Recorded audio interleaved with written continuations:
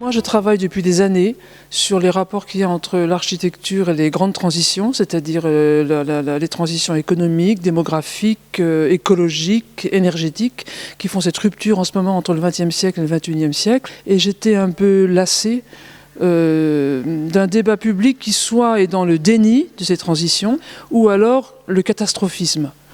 Alors que je fréquente des architectes qui sont en mesure de proposer des solutions, d'ouvrir des portes et donc de réenchanter le monde.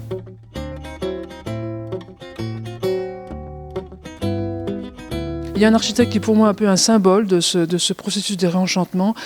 C'est un architecte africain qui s'appelle Francis Kéré. Simplement, Francis, quand il est reparti en Afrique, il n'a pas importé du bois, de l'acier, du métal.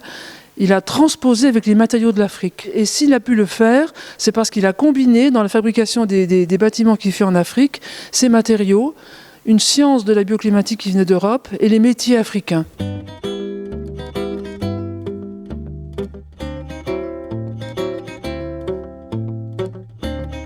On a cherché une scénographie ludique et l'idée qui s'est imposée, c'est celle de refaire le monde avec un grand jeu de cubes. Plutôt que faire des panneaux sur des murs ou des cimaises, on raconte l'histoire des projets avec des cubes que les gens peuvent prendre